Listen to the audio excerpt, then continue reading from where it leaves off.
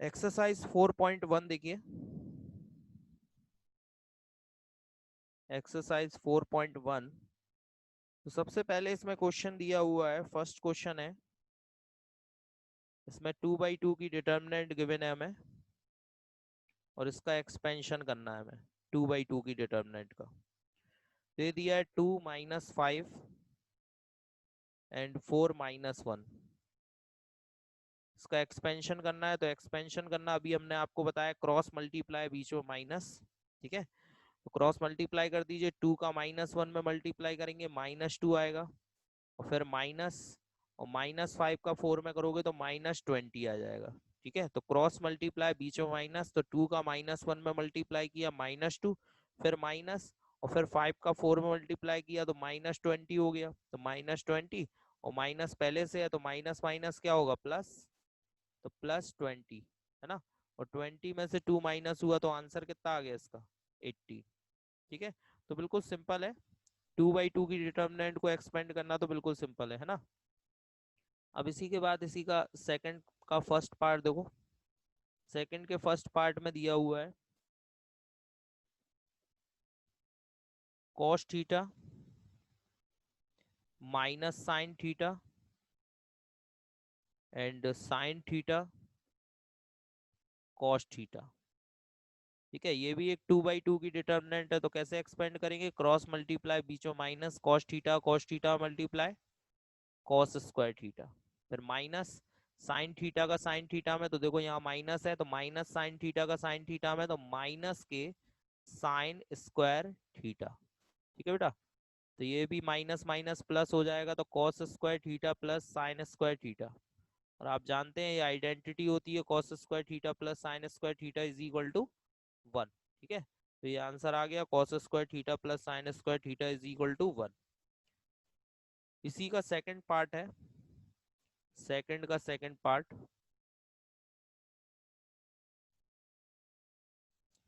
इसमें भी एक 2/2 की डिटर्मिनेंट दी हुई है, इसमें लिखा हुआ है x² - x+1 x+1 x-1 and x+1, ठीक है। तो इसका भी वैसे ही एक्सपेंशन करेंगे हम लोग, ठीक है। सबसे पहले यहाँ पर क्रॉस मल्टीप्लाई, फिर बीच में माइनस, क्रॉस मल्टीप्लाई करो, इन दोनों का मल्टीप्लाई होगा, x+1 का मल्टीप्लाई होगा आपका x² - x+1 में, फिर माइनस आ जाएगा, फिर x-1 का x+1 में करेंगे तो x-1 x+1, ठीक है बेटा। अब देखो ये फॉर्मूला बन रहा है x+1 x² - x+1, ये फॉर्मूला किसका होता है, a + b a² + b² - ab, a³ + b³ का फॉर्मूला है ये, ठीक है। a³ + b³ यानी x³ + 1 का क्यूब, ठीक है, ये बन गया बेटा। इसी तरीके से यहाँ पे ये वाला फॉर्मूला देखो, ए x-1 x+1 a - b b² यानी कि x² - 1 का स्क्वायर, तो x³ एज इट इज 1 का क्यूब 1 होता है, minus x² as it is और 1 का स्क्वायर 1 होता है, तो x³ + 1 और माइनस x² और माइनस माइनस +1, तो फाइनल आंसर कितना आ गया बेटा, x³ - x² और 1 + 1 1 और 1 को ऐड कर दो कितना आ गया 2, तो ये इसका आंसर हो गया। क्लियर बेटा, ठीक। अब इसी तरीके से नेक्स्ट क्वेश्चन नंबर थर्ड देखते हैं। Question number third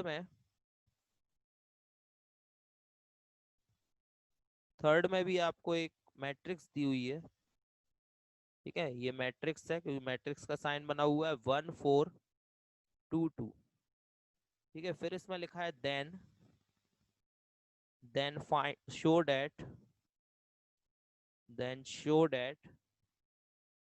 determinant 2a, ये जो मॉड का साइन है ये क्या है, डिटर्मिनेंट है, क्योंकि मैट्रिक्स का जो मॉड होता है वही डिटर्मिनेंट कहलाता है, तो चाहे आप डिटर्मिनेंट 2a कह दो चाहे मॉड 2a कह दो, ये तो मैट्रिक्स है ही, is equal to 4 determinant a, ठीक है। यानी कि अगर 2a की डिटर्मिनेंट निकालें तो वो किसके इक्वल होगी, 4 इंटू डिटर्मिनेंट a के। अच्छा 2a की डिटर्मिनेंट निकालने के लिए ये a है, तो a की डिटर्मिनेंट तो आई जाएगी, 2a क्या है, 2a मतलब पहले हमें a में 2 का मल्टीप्लाई कर दे फिर इसकी डिटर्मिनेंट निकाला, तो ध्यान रखना पहले हमें 2 का मल्टीप्लाई करना होगा बाद में डिटर्मिनेंट निकालनी होगी हमें, ठीक है। राइट हैंड साइड में ऐसा नहीं करना है। राइट हैंड साइड में देखो 4 बाहर है, 4 जो है वो डिटर्मिनेंट के साइन के बाहर लिखा हुआ है, तो पहले हमें डिटर्मिनेंट निकालनी है, बाद में 4 का मल्टीप्लाई करना है। जबकि लेफ्ट हैंड साइड में 2 कहाँ है, अंदर, तो पहले 2 का मल्टीप्लाई करना है और बाद में हमें डिटर्मिनेंट निकालनी है। तो इस बात का ध्यान रखना, पहले हम 2a निकालेंगे, तो 2a निकालेंगे तो 2 का मल्टीप्लाई पूरे में होगा, 2 1 जा 2, 2 4 जा 8, 2 2 जा 4, 2 2 जा 4। ठीक है, पूरे में 2 का मल्टीप्लाई कर दिया। अब हम डिटर्मिनेंट की वैल्यू निकालते हैं। Determinant 2a is equal to, ठीक है, तो ये सारे एलिमेंट डिटर्मिनेंट में लिख दो बेटा, तो ये हो जाएगा 2 8 4 4। ठीक है, अब क्रॉस मल्टीप्लाई बीच में माइनस, तो 4 2 जा 8, 8 4 जा 32, और 32 में से 8 माइनस हो गया तो ये बचा आपका माइनस का 24। तो ये आ गई लेफ्ट हैंड साइड की value, left hand side LHS। अब निकालते हैं राइट हैंड साइड RHS। तो RHS क्या है बेटा, 4 डिटर्मिनेंट A, तो 4 एज इट इज रहेगा, डिटर्मिनेंट A की वैल्यू लिख लो। तो डिटर्मिनेंट में ए के जो एलिमेंट थे वो लिखो, कितना होगा 1422, 1422। यहाँ भी क्रॉस मल्टीप्लाई बीच में माइनस, तो ये देखो 2 1 जा 2, 4 2 जा 8। ठीक है बेटा, और 8 में से 2 माइनस हुए तो कितना बचा बेटा, माइनस का 6, और 6 4 जा 24। तो ये देखो left hand side is equal to right hand side, ये दोनों इक्वल आ गए, left hand side and right hand side equal आ गई। क्लियर बेटा। इसी तरह से क्वेश्चन नंबर 4 अगर हम देखें, तो अब क्वेश्चन नंबर 4 में हमें यहाँ पर 3/3 ऑर्डर की एक डिटर्मिनेंट दी हुई है, मैट्रिक्स दी है, उससे डिटर्मिनेंट की वैल्यू निकालना है। तो क्वेश्चन नंबर 4 में देखिए, if A is equal to, अब एक मैट्रिक्स दी हुई है जिसका ऑर्डर 3/3 है, इसमें एलिमेंट लिखे हुए हैं 1 0 0, ठीक है, 0 1 0 एंड 1 2 4। ठीक है, ये एलिमेंट लिखे हुए हैं। अब इसमें शो क्या करना है आपको, देखिए ध्यान से, शो डैट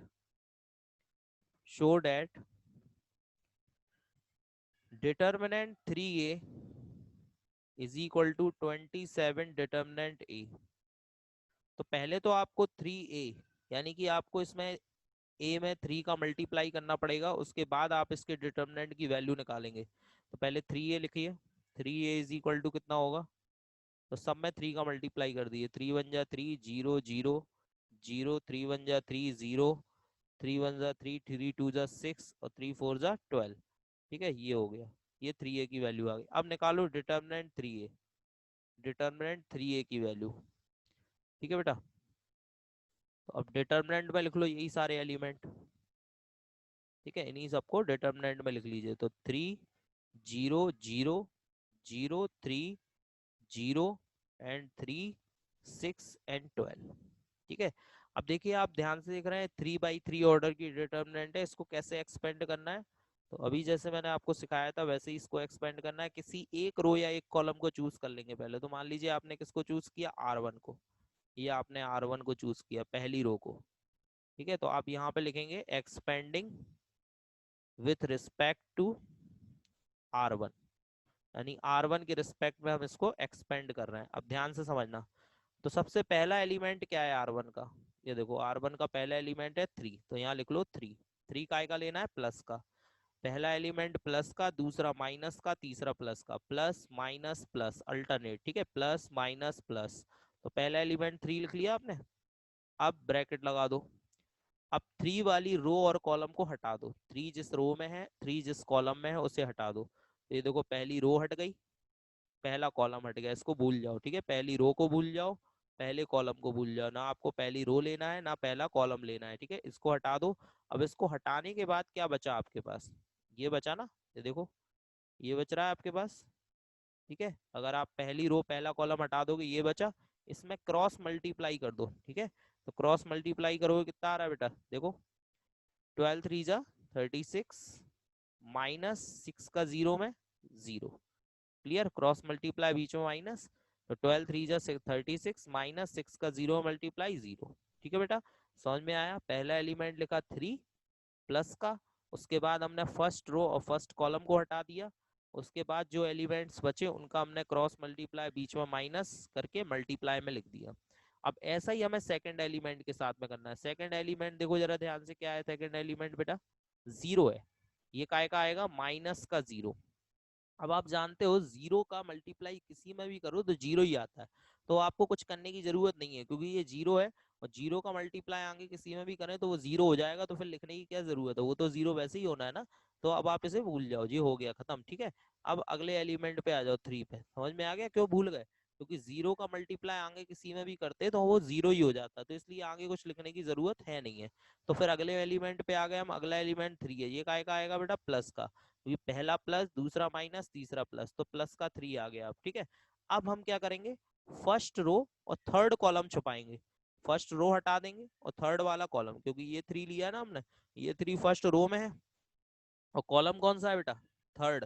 पहले फर्स्ट रो फर्स्ट कॉलम हटाया, फिर हटाते तो फर्स्ट रो सेकंड कॉलम हटाते, लेकिन जरूरत नहीं पड़ी क्योंकि जीरो था और जीरो का मल्टीप्लाई किसी में भी करते तो जीरो ही हो जाता, ठीक है, इसलिए हमें जरूरत नहीं पड़ी। फिर हम हटा रहे हैं first row third column, first row third column. अब क्या बचेगा बेटा, ध्यान दो, जब हम फर्स्ट रो थर्ड कॉलम हटाएंगे तो ये बच रहा है, ये बच रहा है बेटा, ठीक है, ये बचा, तो इसमें क्रॉस मल्टीप्लाई, बीच में माइनस, तो क्रॉस मल्टीप्लाई करो बेटा, जीरो का जीरो में जीरो, -3 का जीरो में, तो ये भी जीरो हो गया, तो फाइनली जीरो आ गया। अब इन सबको सॉल्व कर लो, तो जैसे 36 3 जा, 36 का 3 मल्टीप्लाई 108, ये तो जीरो है ही, और यहाँ भी ये जीरो माइनस जीरो जीरो हो जाएगा, और जीरो का मल्टीप्लाई 3 में तो जीरो हो जाएगा, तो फाइनली वैल्यू आ गई 108। तो ये आपकी लेफ्ट हैंड साइड की वैल्यू हो गई बेटा, LHS की वैल्यू। अभी आपको RHS और निकालना है, RHS निकाले रहा, तो एक कितना है RHS, 27 डिटर्मिनेंट A, ठीक है। तो 27 तो ऐसा ही रहेगा बेटा, डिटर्मिनेंट ए की वैल्यू लिखो, तो डिटर्मिनेंट बनाओ, और इसमें जो ए के जो एलिमेंट लिखे हैं वो लिख लो। तो ए के एलिमेंट क्या है बेटा, 1 0 0, ठीक है, 0 1 0 एंड 1 2 4, ये ए के एलिमेंट हो गए। अब इसको भी मान लीजिए हम R1 की रिस्पेक्ट एक्सपेंड कर रहे हैं, तो यहाँ क्या लिखेंगे, expanding with respect to R1, expanding with respect to R1। तो 27 ऐसा ही रहेगा, क्योंकि वो तो आगे मल्टीप्लाई में लिखा हुआ है। अब एक्सपेंड करेंगे तो हम यहाँ पे R1 को चूज किया है हमने, ये रही R1 रो, ठीक है, इसे चूज किया है। तो इसका जो फर्स्ट एलिमेंट है वो क्या है, 1 है, ठीक है। R1 का फर्स्ट एलिमेंट 1 है, तो यहाँ पर 1 लिख लीजिए, यहाँ आ गया 1। अब क्या करना है आपको, 1 वाली रो और कॉलम को हाइड करना है, यानी फर्स्ट रो और फर्स्ट कॉलम हटाना है। जब आप फर्स्ट रो फर्स्ट कॉलम हटा देंगे तो ये एलिमेंट बचे, ठीक है, ये एलिमेंट बच रहा है। इनमें क्रॉस मल्टीप्लाई, बीच में माइनस, क्रॉस मल्टीप्लाई करो, 4 का 1 में, 4 1 जा 4, 2 का 0 में 0, ठीक है बेटा। अब अगला एलिमेंट है 0, तो ये काय का आएगा, माइनस का 0। तो अभी मैंने बताया जीरो का मल्टीप्लाई किसी में भी करोगे जीरो ही रहेगा, इसलिए जीरो के आगे कुछ लिखने की जरूरत नहीं है। अगला एलिमेंट क्या है, 1, तो अगला 1 लेते हैं, +1, ठीक है, ये प्लस का होगा, पहला प्लस, दूसरा माइनस, तीसरा प्लस, तो ये प्लस का 1। अब ये देखो, ये फर्स्ट रो में और थर्ड कॉलम में, तो फर्स्ट रो को हटाओगे और थर्ड कॉलम को, फर्स्ट रो हटाओ थर्ड कॉलम हटाओ, तो क्या बच रहा है बेटा, जब हम फर्स्ट रो थर्ड कॉलम हटाएंगे तो ये आपका ये बचा, ठीक है बेटा।